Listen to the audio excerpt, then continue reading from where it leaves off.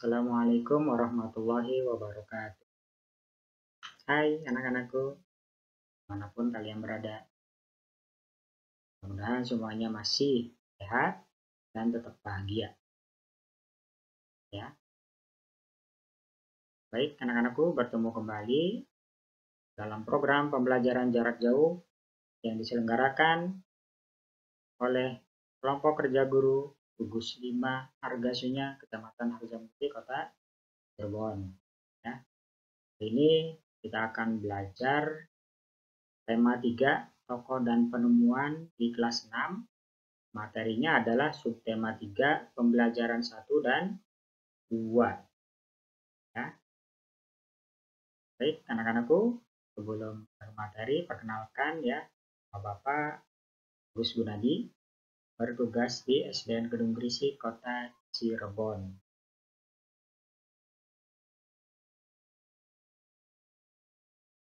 Pandemi belum usai ya anak-anakku ya. Jangan putus asa, tetap semangat ya. Tetap belajar dengan rajin dan tetap berdoa mudah-mudahan pandemi cepat selesai ya. Di samping itu kita juga harus tetap mematuhi protokol kesehatan yang dianjurkan oleh pemerintah ya. Protokol kesehatan yang pertama itu dikenal dengan 3M ya. Yang pertama memakai masker ya, jangan lupa ya, kita ingin di keluar rumah harus menggunakan masker jika itu sangat sangat urgent ya, penting, karena tidak bisa digunakan. Kalau tidak penting mending di rumah saja ya. Kemudian yang kedua adalah mencuci tangan. Mencuci tangannya harus dengan menggunakan air yang bersih dan mengalir, dan jangan lupa memakai sabun ya. Dan yang ketiga yaitu menjaga jarak ya, minimal 1 meter ya, jangan terlalu berdekatan ya. Itu protokol kesehatan yang harus tetap kita laksanakan. Mungkin ada yang lainnya ya, menghindari kerumunan, dan makan makanan yang sehat dan bergizi, dan melaksanakan aktivitas seperti berolahraga supaya tubuh kita tetap sehat dan terjaga ya, imunnya. Itu ya anak-anak ya. Baik, sebelum kita belajar, marilah kita berdoa menurut keyakinan dan kepercayaannya masing-masing ya. Di sini Bapak menggunakan secara Islam ya. Baik, sebelum dimulai Bapak pimpin ya. Sebelum mulai belajar, mari kita berdoa. Doa mulai.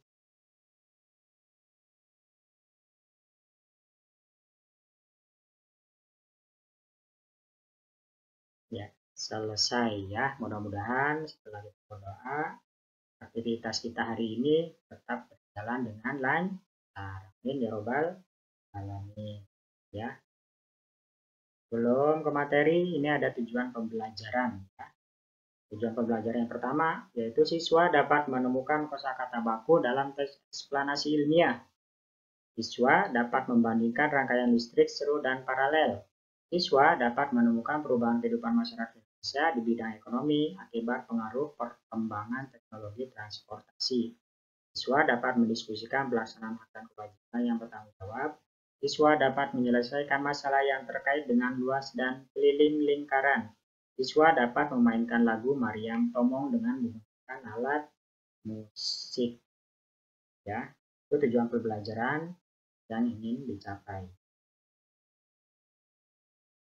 Nah, ini adalah materi pertama yang akan kita bahas. Baik, di sini ada sebuah teks ya, teks biografi tentang perjalanan hidup Bapak Habibie. Ya. Teks ini menceritakan Bapak Habibie dari awal masa kecil ya, sampai beliau itu menemukan atau membuat pesawat terbang. Ya, mungkin bisa dibaca dari awal sampai akhir ya anak-anak. Kalau dibaca oleh Bapak ini terlalu panjang. Baik. ini ya, pesawat buatan Bapak Habibie, yaitu CN235 100 milik Angkatan Udara Spanyol. Jadi ini salah satu pesawat yang dibuat oleh beliau ya. Ini sangat luar biasa sekali. Ya, sangat membanggakan bagi Indonesia ya. Karena anak bangsa bisa membuat pesawat terbang sampai mendunia ya. Ini bisa menjadi inspirasi untuk anak-anakku ya dimanapun berada ya. Jangan sampai yang bisa membuat pesawat terbang hanya Pak Habibie saja, dan juga harus bisa. Baik. Nah, di sini ada pertanyaan ya. Apakah teks tersebut termasuk teks eksplanasi ilmiah? Nah, setelah membaca teks tadi, apakah teks tersebut termasuk teks eksplanasi ilmiah? Betul ya. Ada yang menjawab, ya Pak, ini termasuk teks eksplanasi ilmiah. Betul ya. Tes tersebut merupakan tes eksplanasi ilmiah. Apa sih tes eksplanasi ilmiah itu? Baik. Teks eksplanasi adalah teks yang berisi penjelasan tentang proses terjadinya fenomena alam, sosial, ilmu pengetahuan, dan budaya. Ya, tes eksplanasi memiliki fungsi sosial menjelaskan atau menganalisis proses muncul atau terjadinya sesuatu. Ya. Tes eksplanasi ilmiah adalah tes eksplanasi yang menerangkan suatu proses yang bersifat ilmu pengetahuan alam, seperti gejala alam, terjadinya pelangi, proses arus listrik, dan sebagainya. Ya, tes eksplanasi berfungsi untuk memberikan penjelasan kepada pembaca tentang proses terjadinya sesuatu yang disusun menurut prinsip sebab akibat. Ya, tes eksplanasi terdiri atas pernyataan umum, pembukaan, dan penjelas isi dan penutup. Ya, kalau penutup ini biasa. Terakhir itu adalah kesimpulan. Jadi sudah jelas ya bahwa tes yang dibaca tadi tentang biografi Pak Habibie itu merupakan tes eksplanasi ya, karena menerangkan tentang yang bersifat ilmu pengetahuan alam. Baik, sudah jelas ya anak-anakku. Nah, lanjut ya. Di sini ada teks juga yang berjudul Pensil Si Kecil Yang Amat Penting. Cermati kembali tes eksplanasi yang berjudul Pensil Si Kecil Yang Amat Penting pada pembelajaran sebelumnya. Ya, berarti pada pembelajaran sebelumnya ini pernah dibahas. Ada apa sih pada teks tersebut? Nah, perhatikan kata bercetak miring yang terdapat pada teks tersebut. 1. Apakah kosakata tersebut telah sesuai dengan pedoman umum ejaan bahasa Indonesia atau disingkat PUEBI? 2. Di mana dan kapan biasanya kamu menemukan penggunaan kosakata tersebut? Ya, yang ketiga, kapan saat-saat kita dapat menggunakan kosakata tersebut? Saat kapan kita sebaiknya tidak menggunakan kata-kata tersebut? Ya. Nah, mungkin dari penjelasan tadi, pertanyaan-pertanyaan yang diberikan adalah tentang kata baku atau kosakata baku dan kosakata tidak baku ya, seperti yang tertulis ini, kata yang bercetak miring ya, gimana sih in ya, kemudian modern ya, kemudian zaman dipakai. Ini itu adalah kata-kata non baku atau tidak baku yang digunakan pada teks tersebut. Ya. Apa sih kata baku tersebut? Baik ya. Kosakata baku atau kata baku adalah kosakata yang penulisannya telah sesuai dengan pedoman umum ejaan bahasa Indonesia atau disingkat PUEBI ya. Sebaliknya, kosakata non baku adalah kosakata yang penulisannya tidak sesuai dengan pedoman umum ejaan bahasa Indonesia atau disingkat PUEBI. Ya. Kosakata baku wajib digunakan dalam tulisan atau kosakata baku itu wajib digunakan dalam tulisan atau percakapan pada acara-acara formal. Kosakata non baku boleh digunakan dalam bahasa percakapan pada acara non formal seperti saat berbicara kepada teman dalam kehidupan sehari-hari ya. Baik anak-anakku ya. Jadi penggunaan kosakata baku ini harus sesuai dengan pedoman umum ejaan bahasa Indonesia, baik itu ketika kita berbicara kepada teman misalnya atau orang tua ya. Mungkin dalam penggunaan bahasa Indonesia harus sesuai dengan PUEI ya. Kata bakunya itu tetap dipertahankan ya. Tapi boleh saja sih menggunakan kata tidak baku. Jadi harus diperhatikan ya untuk penggunaan kata tidak baku ini, seperti kita berbicara kepada teman ya, atau berbicara kepada adik ya, itu boleh menggunakan kata non baku. Tapi alangkah baiknya menggunakan kata baku supaya kita terbiasa dengan penggunaan kata baku. Oke, sudah jelas ya anak-anakku ya? Oke, kita lanjut ya.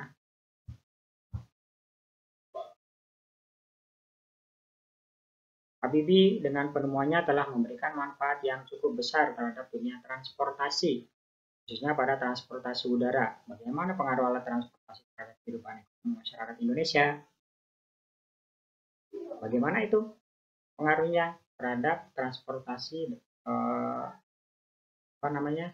pesawat terbang ya yang dibuat oleh Bapak Habibie terhadap kehidupan ekonomi masyarakat Indonesia? Oke, coba perhatikan ya gambar berikut. Nah, di sini ada apa nih? Gambar proses distribusi dalam kegiatan ekonomi berikut ini. Ya. Kita amati ya. Baik, yang pertama ini adalah sebuah pabrik apa nih? Makanan kaleng atau apa nih? Ya. Jadi pabrik tersebut memproduksi minuman atau makanan dalam kaleng ya. Nah, setelah memproduksi, bagaimana pabrik tersebut memasarkan produknya supaya produknya itu bisa sampai kepada pembeli ya. Nah, prosesnya seperti ini. Mungkin dari pabrik itu disalurkan ya. Disalurkan, diangkut melalui mobil ya. Mungkin karena jaraknya jauh misalnya ke luar pulau atau ke luar negara ya. Menggunakan pesawat terbang ya. Nah, pesawat terbang mendarat, kemudian diangkut kembali oleh mobil, kemudian disimpan dulu di mana? Di dalam gudang ya. Ini gudang ya, gudang penyimpanan ya. Setelah sampai gudang, kemudian baru disalurkan kembali oleh agen-agen ke toko, misalnya grosir atau supermarket ya. Kemudian dari supermarket itu disalurkan kembali atau dibeli oleh pedagang kecil atau pedagang eceran ya. Oleh pedagang eceran itu langsung dibeli lagi oleh konsumen atau pembeli secara langsung. Atau bisa saja dari supermarket ini atau pedagang grosir ini bisa langsung dijual oleh pembeli atau konsumen ya. Nah, itulah alur distribusi proses penyaluran barang hasil produksi kepada konsumen ya, atau dari produsen pada konsumen. Kenapa didistribusikan? Supaya barang tersebut bisa bisa dinikmati atau dibeli oleh orang-orang yang membutuhkan, misalnya di luar pulau ya atau di luar negeri juga. Itu penyebarannya luas ya setelah disalurkan. Oke.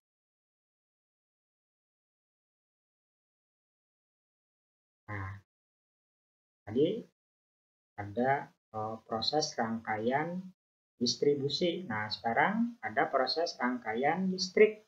Nah, ada dua ya, anak-anak, yaitu rangkaian seri dan juga rangkaian paralel. Ya, coba amati rangkaian seri dan rangkaian paralel yang telah dibuat pada pertemuan sebelumnya. Sudah? Oke, sudah. Sudah diamati ya. Sekarang ada tidak persamaan dan perbedaannya? Ya. Oh, ada ya. Apa persamaannya? Ini persamaannya sama-sama menggunakan energi listrik atau menghasilkan energi listrik ya. Persamaan yang kedua bisa saja sama-sama menggunakan baterai, sama menggunakan lampu ya, sama menggunakan saklar atau kabel ya. Itu mungkin persamaannya ya. Nah, sekarang perbedaannya ada tidak? Ada ya. Perbedaannya lihat di serangkaian seri itu hanya satu jalur ya. Sedangkan di rangkaian paralel maaf, ini terdapat dua jalur ya. Jadi kalau rangkaian seri mah satu jalur ya, tidak bercabang. Kalau rangkaian paralel bercabang ya. Silakan amati perbedaan-perbedaan yang lain. Nah, paham ya? Baik. Nah, dari rangkaian seri tersebut, kamu mungkin suka ya mendengarkan radio ya. Nah, radio ini untuk menyalakannya harus dialiri listrik ya, bisa listrik dari rumah, bisa menggunakan baterai ya.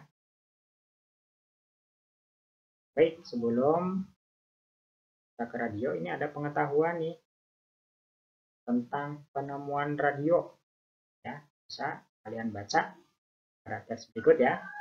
Ternyata radio ini ditemukan oleh seorang penemu yang bernama Guglielmo Marconi ya.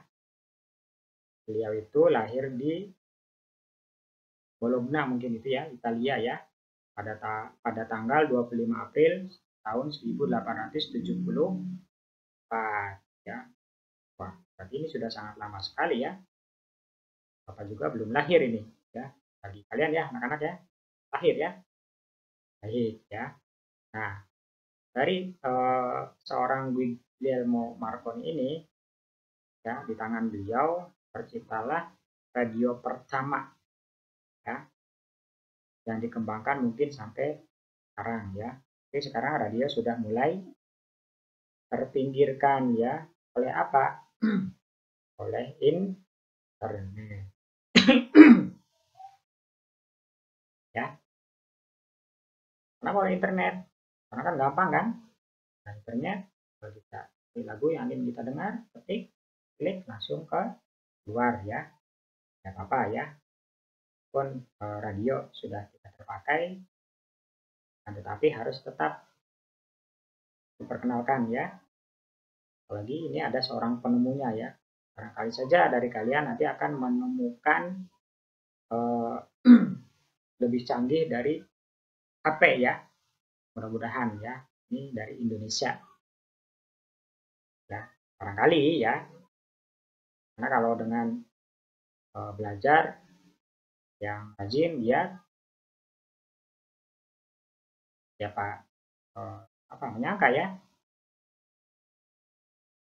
mungkin akan ditemukan sebuah HP Android tercanggih buatan anak bangsa. Nah, ini ya. Sampai diberi penghargaannya antara lain Nobel di bidang fisika dan gelar kehormatan dari Kaisar Rusia. Nah, perhatikan gambar tersebut. Ya. Pernahkah kamu mendengarkan radio?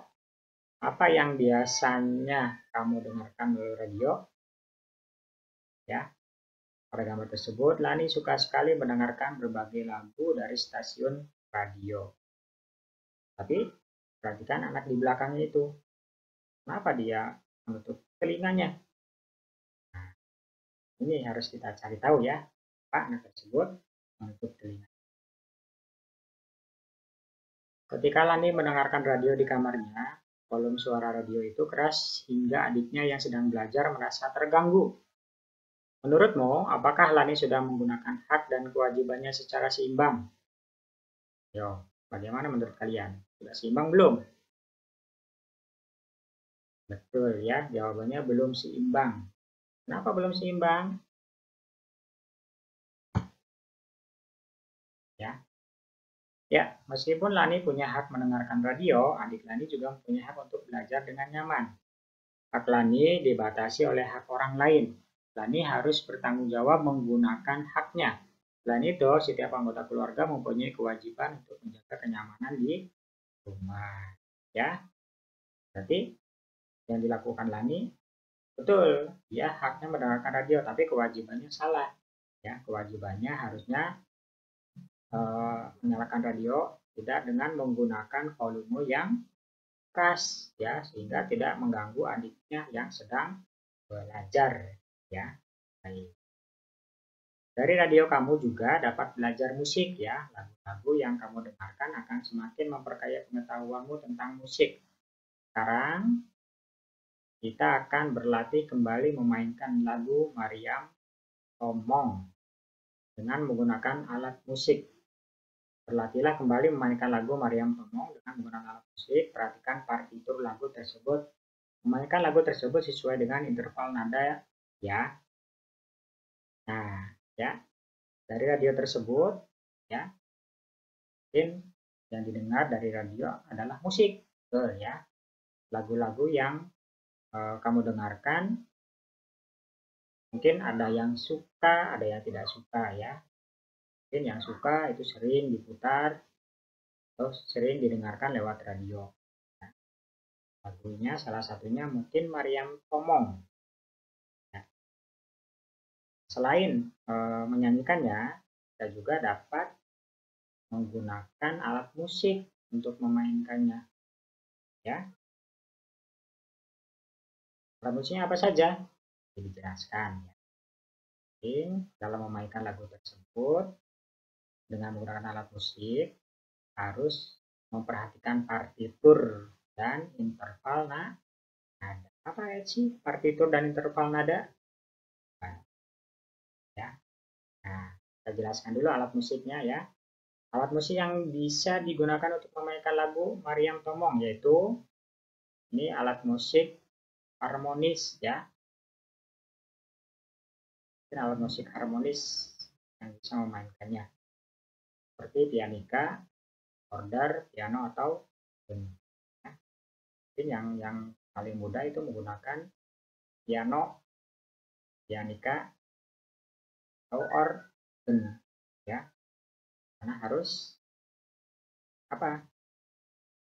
Bukan harus, ya, tapi kalau menekan nada yang tertera pada partitur. Nah, kalau recorder mungkin ini butuh keahlian untuk memainkannya, ya.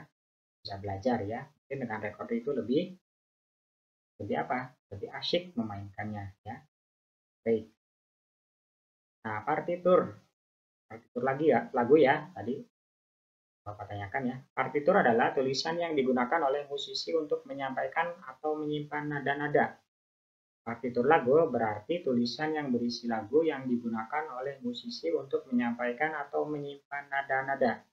Partitur lagu disebut juga naskah lagu. Ya, interval nada adalah jarak antara nada satu ke nada yang lainnya. Mana? Sudah paham, ya? Partitur lagu, kemudian interval nada. Sudah siap untuk memainkannya, ya? Ini dia, ya. Lagu Mariam Tomong berdasarkan partitur lagunya. Kemudian ada juga interval nadanya. Ya, itu ada not-notnya. Maka not angka, ya, 5, 1, 1, 1, 7 dan lain sebagainya. Bisa dicoba di rumah, ya, anak-anakku. Baik, ya. Mungkin itu yang dapat Bapak sampaikan dan Bapak jelaskan pada materi pelajaran hari ini. Mudah-mudahan semuanya bisa menerima dan mengerti. Ya. Sekian. Terima kasih. Assalamualaikum warahmatullahi wabarakatuh. Dah.